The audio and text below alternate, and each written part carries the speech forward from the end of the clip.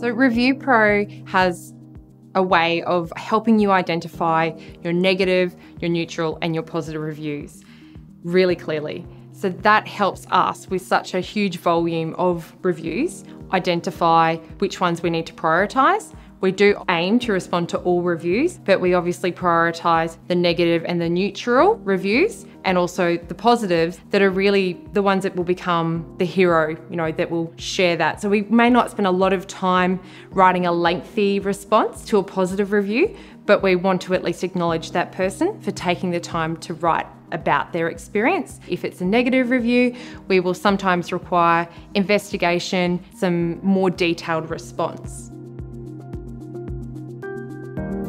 Here is an example of a Review Pro summary. It shows all of your positive, neutral, and negative reviews, the percentage of reviews your business has responded to, and the average time taken to respond to reviews measured in days.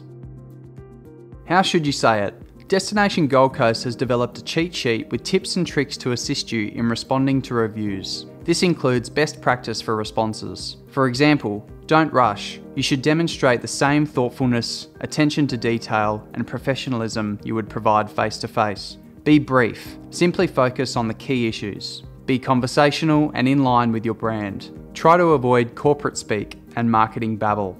Show empathy, and definitely don't be defensive or patronising. And take a fresh approach to each response. It's best to avoid repetition. Unlike a complaint in person or over the phone, when responding to reviews, you can't use things such as tone or facial expressions to convey your message. Therefore, the choice of words is crucial. Here are a few examples of words and phrases often used in management responses that create negative impressions.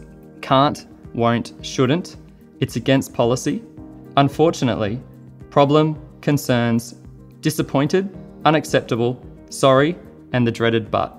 To create a more positive impression, try using alternative words like can, will, assure you. We strive to, we pride ourselves on. Feedback, experience, appreciate, sincere, and rest assured. First, let's take a look at an example of a negative review. My room smelled like smoke, even though it was supposedly non-smoking. And there was dust on the closet shelf and a cigarette burn on the sofa. Plus, somebody spilled something in the minibar, but nobody bothered to clean it up. It reeked like high heaven. Stay away. Here's an example of a poor response. I'm extremely disappointed by your comments. The condition of your room was absolutely unacceptable. I have spoken with the room attendant and rest assured, such negligence will not recur. Please contact me as I would like to invite you back for a complimentary stay.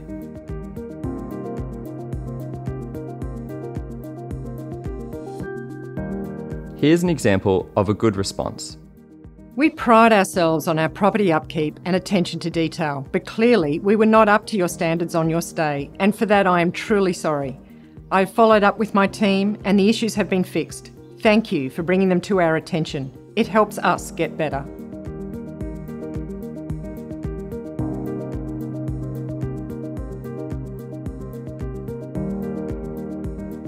I think the most important thing is to always make it personal.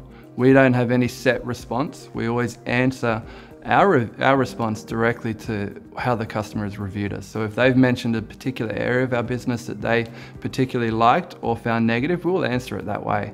As well, many times we find that our customers are actually remarking upon the overall destination, whether it's Mount Tamborine or inside Currumbin. So we'll often educate the customer exactly what they can do there, or if they love Treetops so much, we'll actually recommend our other attractions as well. At O'Reilly's, we try to really leverage off our positive reviews. We don't have to write a big, lengthy response, but we certainly reflect back to the guests that we're delighted that they enjoyed certain aspects of their stay.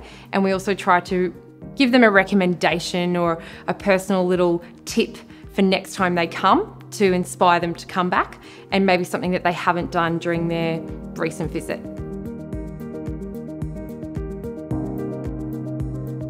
When we're answering all our reviews, we always look for common patterns that our customers are reviewing us for.